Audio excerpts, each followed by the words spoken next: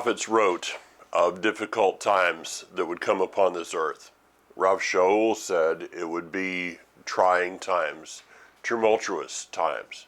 Yeshua said in Matthew chapter 24, there would be a time coming that would be worse than it had ever been or would ever be again. Are we living in those days? Are we living on the edge of those days? That I don't know. But we are definitely living in trying times. I start out this morning, as it's Tuesday morning. If you are not in some way grieving during these days, it's either that, and I don't think there would be anyone here that listens to me that would fall into this category, but it's you just don't care, or others that are not watching the news, watching the events that are happening not only in Israel but all over the world, but specifically in Israel. I thought this morning as I woke up, and I have the Red Alert app, and I have to tell you that it has been so many. There's been so many times that I have just wanted to reach over to my phone, wherever my phone is over there, and turn off this app that I have of Red Alert that goes off every single time a rocket comes out of Gaza, now out of Lebanon. It goes off. And I wanted to, as I just hear this constant barrage of alerts, I want to turn it off, and then it dawns on me that I can turn it off here, but I can't. They can't turn it off there. What would it be like? I've talked to Hanok a number of times. We'll be discussing this on our Israel update. That he's hearing the explosions of the Iron Dome. Praise Yah for the technology that has been, because the Iron Dome has saved probably thousands of lives. But every time a rocket goes off, it dawned on me this morning that this is when those, there it goes right there, is, I'm sure you can probably hear. Again, it's a temptation even while I'm doing this program is to turn it off. But every time a rocket, the remnants, the fragments of that rocket come down upon the land of Israel, is defiling the land. And for leaders, so-called leaders today, to be playing again games. I heard someone quote Bibi Netanyahu, who I used to have the utmost respect for the man. I really don't have any today. As he came out with another speech of, this is a red line. We're going to do something. And I said to the person, I said, it seems like I've heard that speech before, probably about 10 times since he's become prime minister this time in Israel. And it's just political speech is all that it is. There's not anything really happening as far as taking a true stand, because it is the political pressure, the world pressure. It's time for a David to enter into this situation. But I guess what is, as you watch the news, and I was watching actually Fox News the other night, as they were reporting on a group of people, Haredi, ultra-Orthodox, that had gathered in Israel for a celebration of Shavuot. We know the bleachers, if you watch that, the bleachers collapsed on them. Over 150 people injured, 2 people died. Pretty miraculous that it was only 2 that died from that. And now I understand that, and I just leave that on so you can hear it if you don't hear the red alert most of the time. This is what it looks like as it comes up on my phone. I understand that this was an area that was under construction, that they were not supposed to be there. Okay, I got all that. But beside that, let's look at this from what happened.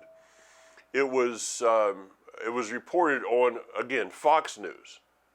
This is not CNN, or all of those other ridiculous newscasts. But this was someone that was many would respect. Said that, well, there was a group of Orthodox Jews in a temple in the occupied West Bank. Now, how much is wrong with that statement? I'll get to the Torah portion in a little while. How much is wrong with that statement? First of all, there's no temple in Jerusalem. This is the same people that during a tornado they look at an airboat and call it a fan boat. These are not smart people, folks. For the most part, I know there's a few out there, but for the most part, these are not smart people. These are people that have learned how to sit down with a makeup artist and how to read a teleprompter, which those two things can make you a journalist or even a president in this day, and I won't go on with that. But this is, what's wrong with that statement? Well, first of all, there's no temple in Jerusalem, so it was a synagogue. Okay, well, maybe, let's get the words right. These are supposed to be journalists after all. And occupied by who? Yes, this area of Judea, Samaria is occupied. It's occupied by those who are the enemies of Israel, Palestinians, Hamas, and others whose every breath is about destruction of Israel, as you can hear in the rockets going off. On another note, as I've watched, I've had numerous emails from people in Israel. It's amazing when I receive an email from someone in Israel and they ask, "How are you doing?" It's like, how am I doing? I'm fine. No one is.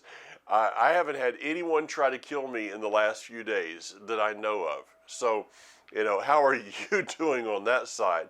I did receive an email this morning from someone. There is a new thrift store that's been opened in the city of Itamar.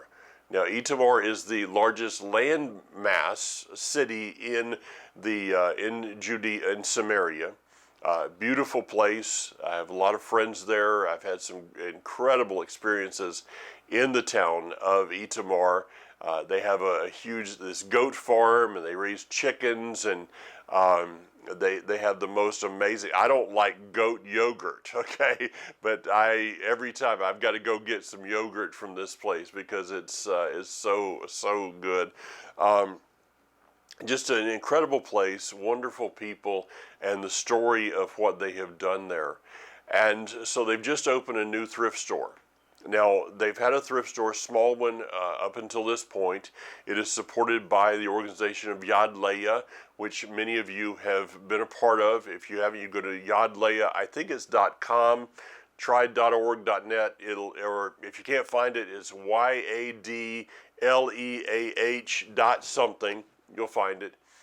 And this is the clothing that goes to Israel.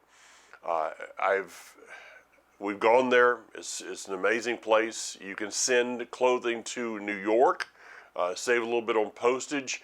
They put this together into a container and it's shipped over to Israel. But this morning I received a special request, and I'll put out to you guys that they're in need of clothing in this new thrift store that Yad Leah cannot keep up. They have not been able to get that much over there.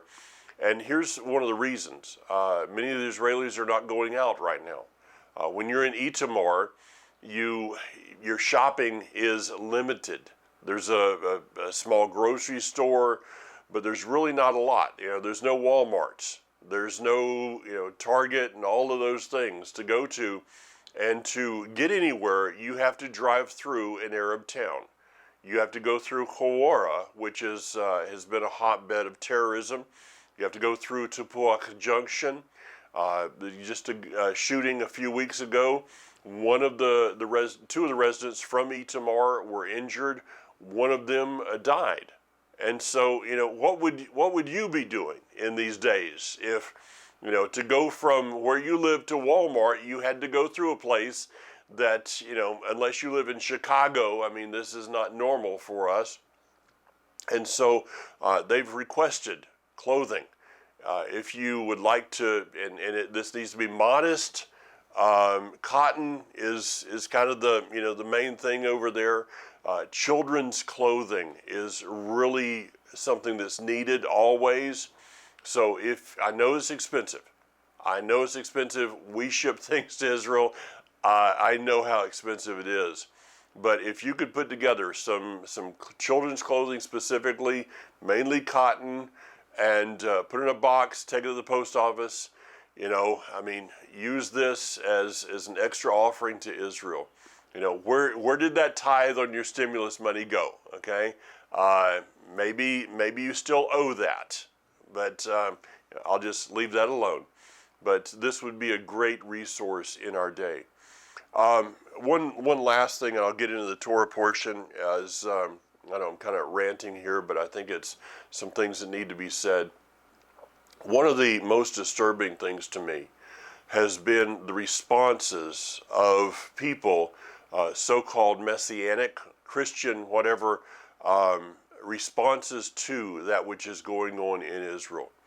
As most of you know, I am the founder of a Facebook site, which that kind of surprises everybody anyway, that I've actually founded a Facebook group, but is still on Facebook. But Shema Israel is a Facebook group of people that are committing to reciting the Shema at 9 o'clock in the morning, 3 o'clock in the afternoon in their time zone. We have people all over the world, literally. I'm receiving requests now from countries I did not know were countries.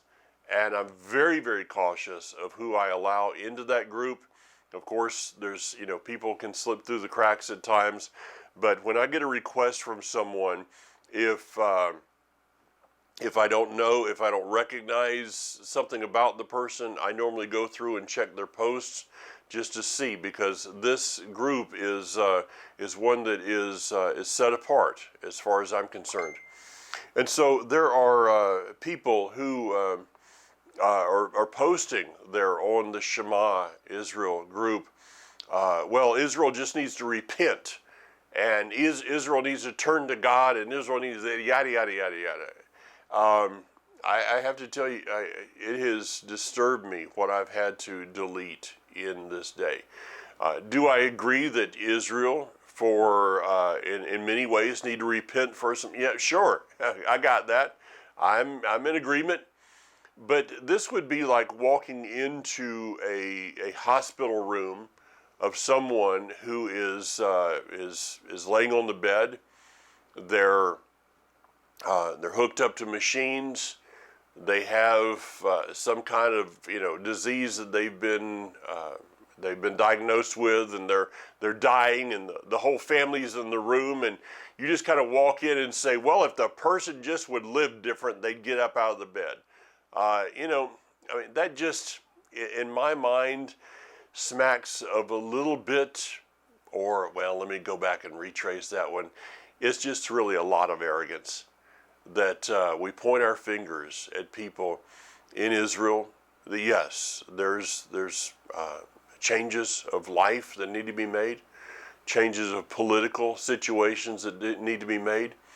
But how about, I doubt if anybody that's watching me would have put a post like that. But what I want to do is say, why don't you go look in your mirror, spend a little time, looking at your own life. And then if you still feel the same way about that post, I'll be glad to approve it. But I doubt I'd have too many approve that one. So, all right, that's, got about half of our program today that is taken up there, but I think it's important for us. If you, there's a rocket to Ashdod, the industrial zone and the port. It just that since I've begun, okay, just to give you an idea, it's been about 25 minutes that I've been ranting about Israel. During that time, 24 rockets have been fired from Gaza, I guess from Gaza, from what I'm seeing here, from Gaza into, well, make that, yeah, that was 24 right there. Imagine having to live that way. That many of these people, children, we've gone through, I guess I'll rant a little bit more. We've gone through a year and a half, and now the big thing today is 26, 27. The big thing today is masks. Okay, do we take the mask off? What do we do? I was at Lowe's yesterday, and I heard a little child say, "But where's my mask?" That disturbed me at a place that I cannot describe to you. Because here's a child that believes that wearing a mask when a pandemic, whatever you want to call it, whatever your persuasion is here, that something that has not affected children, hardly at all, but it has caused them to live and grow up at a very crucial time of life, those early years, that they've been raised in fear. They've been raised thinking that a mask is something that's normal in life. Take that into Israel, that there are children there. And I was there during the Oslo War, the so-called Intifada between 2000 and 2004. I was in Israel many, many times, meeting with families that said that their children had not slept in their own beds for 6 months, that their normal in that day was sleeping in a bomb shelter. How do you get through that? I received, Kathy had an email come in yesterday of someone, the wife had just gone through a surgery, was in bed recovering from surgery. They live in one of the towns that has been most affected, and she's laying there. They've had to, as sirens go off, they've had to get her up out of the bed. This is difficult after a surgery. Go down to the basement, to the bomb shelter, get in there, and sometimes they would just say, well, it's just another one. It's just another one. They said that this one time, the report we got, a lady she was in bed recovering. She said, we got to go now. They got her down the bomb shelter, and a missile hit the top of the house. It hit the water heater. In Israel, you have these called dudes, kind of a funny word, but it is what it is. And it hit the water heater and therefore did not explode. Miraculous things that are going on in Israel, because still in the midst of this, the Elohim who keeps Israel does not slumber nor sleep. His eye is upon that land, upon the people, bringing his results to pass. And to quote a friend of mine that I received an email from this morning, come Mashiach. I can agree with that. No matter if we have some disagreements of some theology, I can agree with Bo Mashiach. All right, to Numbers, chapter 4, we start there. And I'm just going to kind of go over some of the, kind of a highlight of some of these chapters before we get to the end, and I totally run out of time. It starts out with the tribe, the descendants of Gershon and Merari and various ones. What does this speak to us? You and I don't have a temple, a tabernacle. We don't have, the implements of the tabernacle to put together and to move from one place to another. I mean, I have a representation of the tabernacle. It's in my basement, so I do understand a little bit of this, I guess. And by the way, at the end or second week of July, yes, I'll be the new building for House of Scripture with Tom and Cornelius Eubanks. We're going to be doing the tabernacle teaching down there. It's in Canton, Georgia, I believe it is. So there'll be information on the website soon about that if you'd like to join in with us. Special time. But, I mean, most of us don't have, the tabernacle and things. We're moving around from one place to another. And so it's pretty easy to read through these words and say, well, that does not, apply to me in any way. Yeah, it does. And it simply makes it, here's the statement. Find your place. Find your place in this family, and then do what you're called to do. And each one of us has a place in this family. Maybe it's putting the Red Alert app on your phone and praying every time that it goes off. Maybe it is, if you can, going to the store and buying some baby clothes and putting them in a box. As you, digressing, as you go through your closet, if you wouldn't wear it, why send it to someone else? Okay? Be respectful here. Don't let, please do not send a box to Itamar Israel and have your name on it, and somewhere in the, in the box you put, I heard about you from Mike Clayton, and it be a bunch of junk. Okay? Give that to Goodwill, but don't send it to Itamar. Make sure it's good stuff if you got my name on it specifically, okay? If you're going to send it, and you're going to send, just old stuff that you're trying to give away and nobody will take it anyway, send it, but don't put my name on it, all right? So find your place, and everyone has a place, and this is a problem. This is a problem. I know I got a place. I do this every week, okay? I got 3 programs that I do, plus online teachings and prayer meetings I have for other things. I kind of got that, but I know that if you're just, you're going to work every day, or sometimes it's like, well, I don't really have a place. Yes, you do. And maybe it's that your place is something that you've just never allowed yourself to go to because your image of yourself is not the same as his image of you. So maybe it's not that he's holding you back, but you're holding yourself back from what you're supposed to do because you're not willing to accept who you are in order to become who you're supposed to be. Yeah.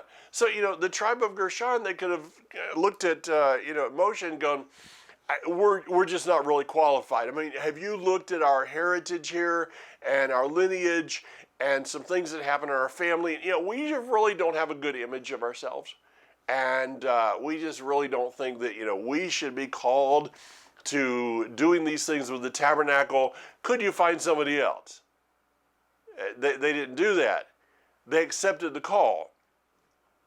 You and I need to accept the call that we have upon our lives. Okay? So going on to, it's just simple, but yet it's so simple that, as Hanok would say, 10 out of 9 people will go through their life not getting it because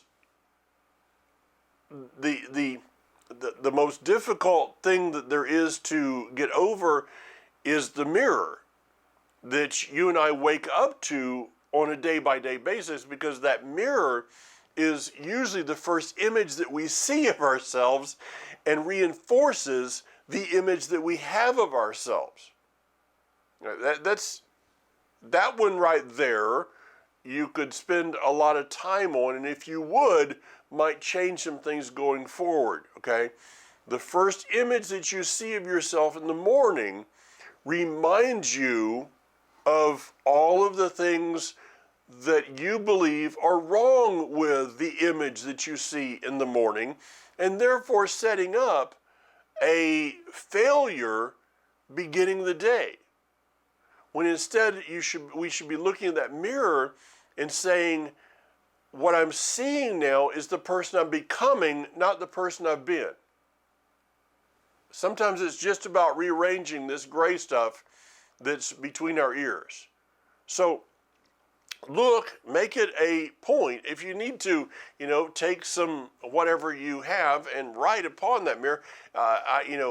whatever it needs. I'm the person I'm becoming, not the person I've been. Sometimes tricking that gray stuff up there helps out tremendously in moving us forward. Okay, chapter 5 is about expelling things from the camp that are not supposed to be there. Okay, we just went through the time of Pesach. Depending on your counting, the counting of the Omer, Shavuot, could have been Monday, could be next Sunday, could be a month from now, depending on. I'm not getting into that one. That's a disaster to get into. You do what you feel is right. In the end, we'll find out who's right, and probably you're going to be going, wasn't me. All right, so just say. We go through these times, Yom Kippur, various ones. We're supposed to clean up. Okay, cleaning up your camp, expelling things from your camp is a full-time job with overtime, especially in our day, that there's so much that we're being bombarded with in the day that we live. And don't make an excuse. There's an example I would love to give right now, but I can't. Don't make an excuse for yourself, for your gender, for, well, this is just who I am. Don't make an excuse for things that you refuse to expel from your life that is destroying you and your family. Do not make an excuse for another person and what they're doing. Ladies, you're a little better at this. I mean, it's not really, total gender there, but because of your nurturing, that nurturing thing, whatever is that's in you, okay, and that's part of you, and that's a good thing. You're wired. If we're really talking about the roles and how men and women were created to be, men tend to be more judgmental, okay, or judgment oriented. Women tend to be more mercy oriented. Okay, now if you're a lady, if you're, female type, don't say, well, these guys need to not have that much judgment. Look at the world today. We could use a little bit more judgment in this society. What do you think? Okay, that mercy thing is really not working out real well because we've gotten out of balance. So, ladies, you need to understand that this judgment thing is good. Guys, you need to understand that there's times that you need to show, I know, my wife's listening, that I need to show more mercy, okay? It needs to balance out. But here's the thing, don't make excuses for yourself. Don't make excuses for other people. When someone's doing something that they shouldn't be doing, they need to be called out on it in a way that it would lead them to repentance. And if they're not willing to go there, then, something, they need to reap the consequences that is associated with that. All right, moving on. Kathy's walking the dog, I guess. Chapter 6, the Netzer. All right, now, massive amount of teaching could be done here on the Netzer. I was just reading about of Shimshon, or of Samson. I was going through the book of Judges. Samson was called to be he was called to be a Nazarite from birth. He was not to drink any wine, intoxicating liquor, drink vinegar, grape juice, grapes, and he was not to cut his hair. Now, I've known a couple of people could not come into contact with a dead body. I do know someone that went through a vow of a netzer, and I mean to hear them talk about what they had to go through when you're not to drink of anything that has any vinegar in it. You start to be like, wow, I didn't realize how many food products have vinegar in them. Now, with Samson, though he upheld that of not, drinking wine or intoxicating beverage, all these kind of things, he upheld that, but yet he didn't see the greater part of being a netzer, or set apart unto Yah. And I mean, go back and read the story. All right, read where he went with this, because he was righteous on this side, but was way out of balance on the other side. When we start to look at what we're doing right and become a bit proud of that, well, I'm not doing what those people are doing, and I'm doing this and I'm doing it so well, and you start to focus on your successes in life, and then become, and it's not bad to focus on successes of life, but when you become arrogant about that, which is maybe where Samson, the beginning of his fall here, when you become arrogant about what you're doing right in life, it sets you up for a failure to expose that which you're doing wrong. So with the netzer, it is a vow that is taken before the Almighty. I'm not going to go into the specifics of the vows as much, but just kind of a basic here, that if a person can get a hold of this one, things of life, I believe, can change for each person individually. Be a person of your word. What do you and I have in life that cannot be taken away from us? You got a little gold and silver stashed away, beans, bullets, band-aids, all of that kind of stuff. You have some real estate, some investments, some stocks, anybody that's ever been in, and I would say played the stock market, because it is a gamble. Anybody that's ever had stocks, that goes up and goes down, win, lose, it just depends on the day, really. What in life cannot be taken away from you? I would say that there's one thing, and that is your word. And your word, it goes a little farther, because it is your word that makes your name. Okay? Your name does not make your word makes your name. We could expound on it and say your reputation.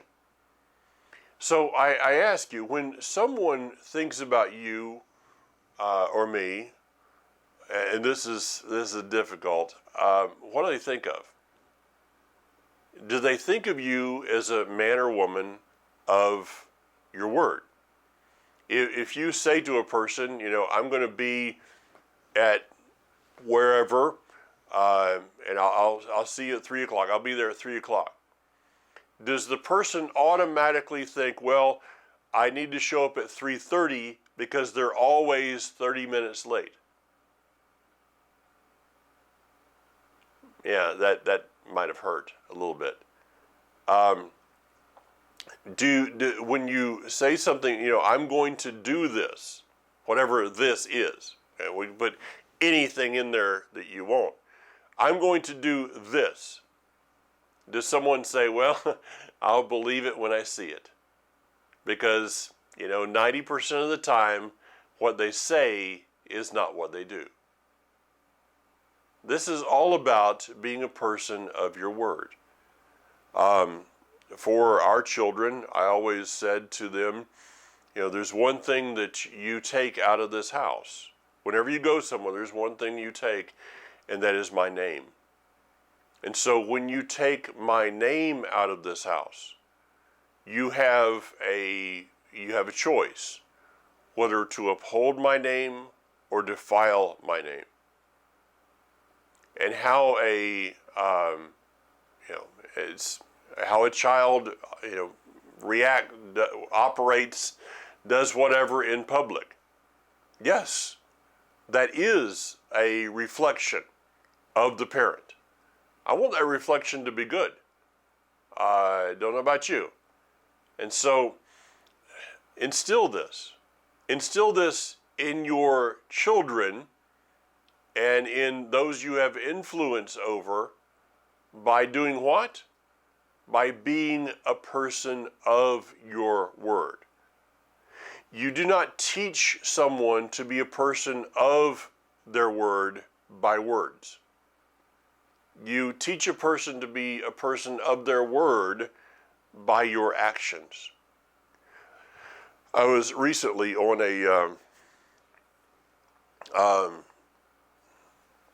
I had some interaction with someone recently, and they were like, well, we need to make some compromises here because we're not quite sure of, who this is, and so we need to, I said, no, we don't. We don't need to compromise in anything. What we need to do is set a standard. And in setting a standard, we find out who is willing to reach that standard, to go for that standard, and who is just wanting to live life, in whatever way that they want. Okay. So next we go to this. Hope something in there kind of reacted with you. We go to a very interesting place for us in Scripture, something that all of us should know very well, and it's called the Aaronic blessing. It's something that my Hebrew is not very good, and it took me. I've been able to conquer numerous blessings, but this is one that it took me just really in the last couple of years that something clicked in me, and I was able to do this. And I don't know why it was. I struggled with this blessing so much because it's so important to me. But it was something I struggled with. And finally, in my southern accent Hebrew, have it down fairly well. But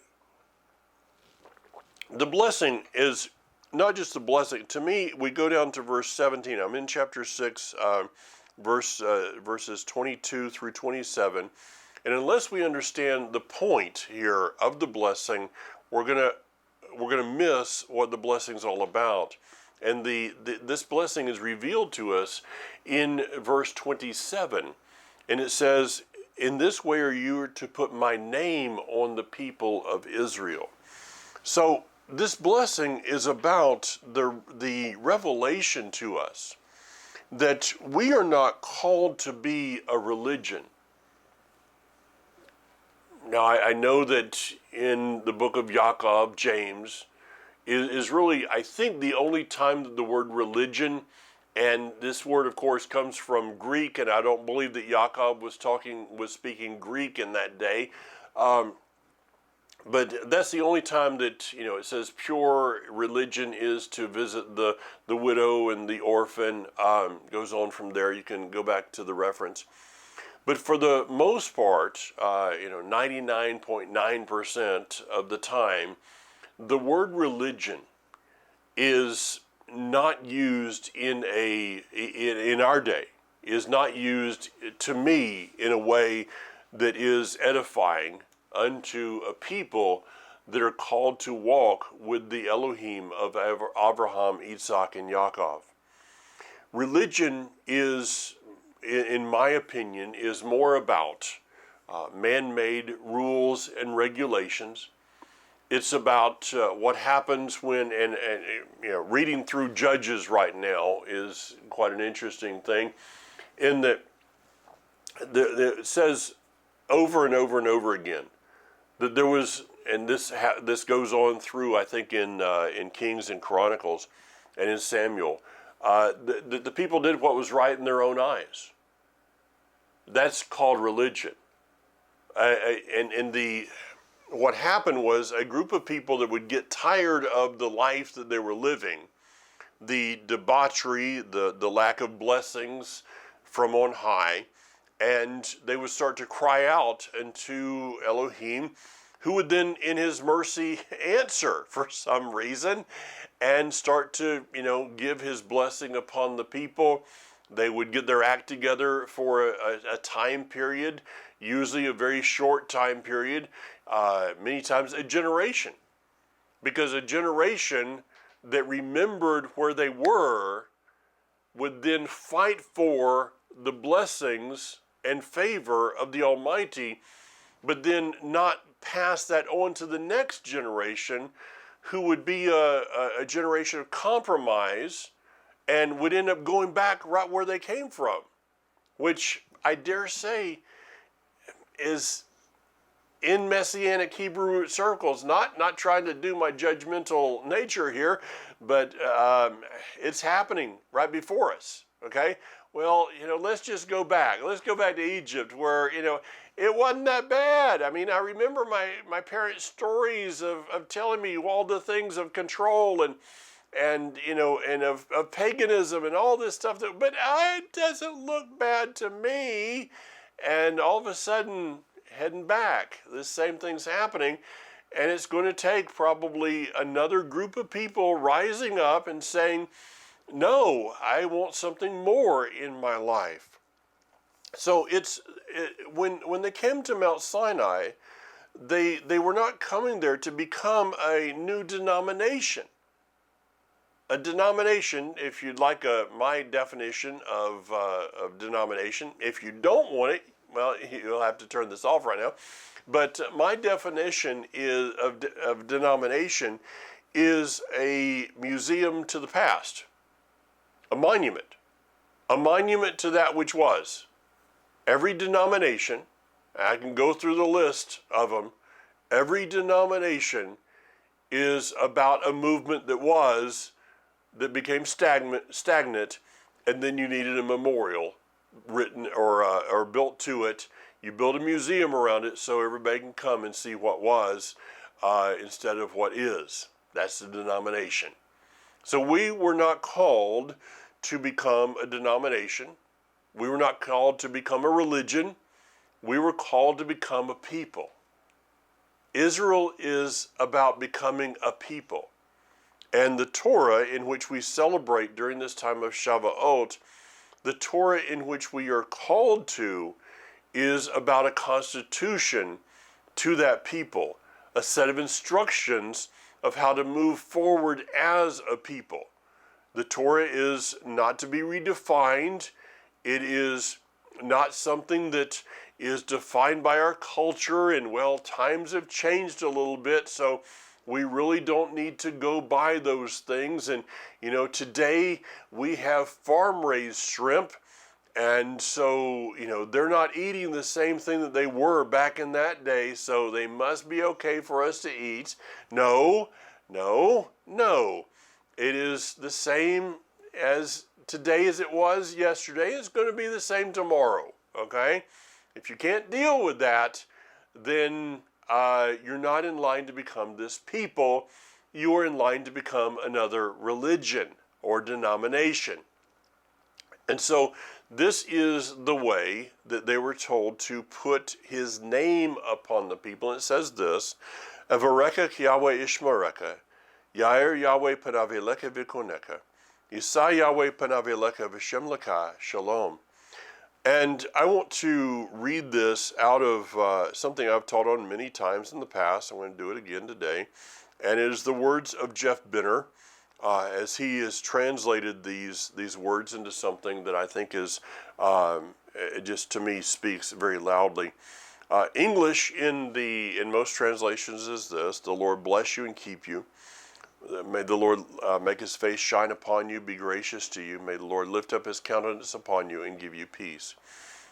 Jeff Benner is ancienthebrew.org. He translated this out of the Paleo Hebrew, and I love the translation. It says this: He who exists will kneel before you presenting gifts and will guard you with a hedge of protection. He who exists will illuminate the wholeness of his being toward you, bringing order, and will beautify you.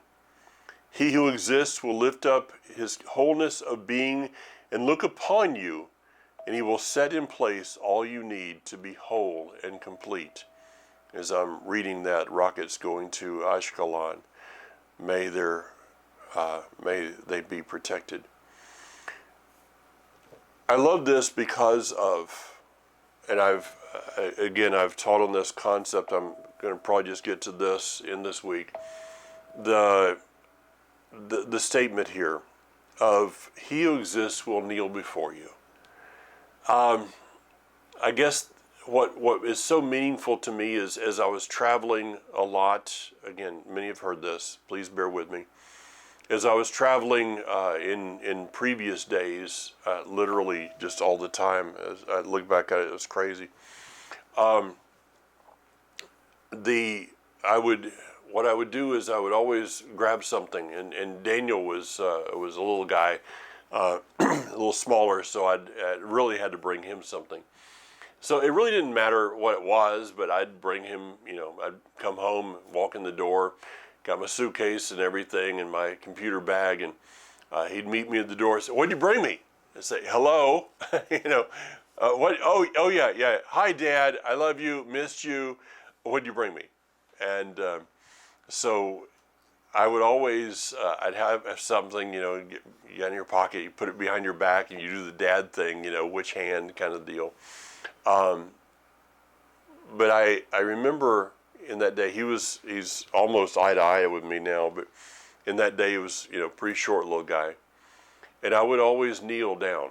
I hardly ever would just, try to grab something out of my pocket or behind my back and hand it to him, but I'd kneel down.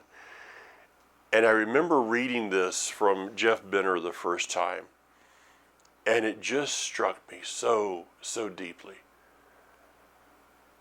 that the Almighty, in the person of Yeshua, has knelt before us.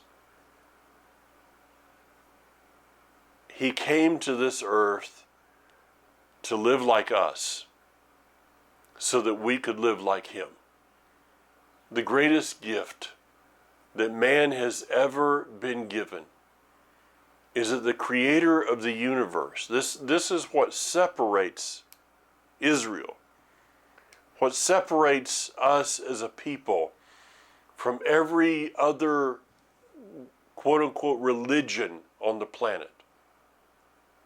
Confucius, Buddha, Confused, all of these religions are about man doing something to get to their God. But what we have is a book that tells us how the creator of the universe came to this earth. He created an earth for us to make, so there would be a realm in which we could make a difference in. Beginning of the Torah portion, find what you need to do, right? He created this realm so that we could make a difference in it. But then he didn't leave us alone in this realm. He then came in the person of Yeshua to walk out how we should walk in this realm, and then sent the Ruach HaKodesh, the Holy Spirit, into this realm to empower us to walk out the instructions of this book, which is about his kingdom come, your kingdom come, your will be done on earth as it is in the heavens. May we walk out these words of the Aaronic blessing in our lives, that he would kneel before us and give us his gifts so that we could share about him to others. Shavua Tov. Have a blessed, prosperous week. Bezrat Hashem, God willing. See you again next week. Until then, pray for the shalom of Yerushalayim. Be strong. Yivarechecha Adonai v'yishmarecha.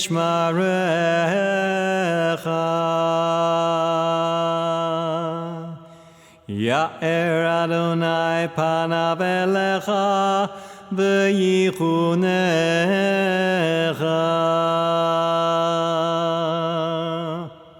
Yisa Adonai panav elecha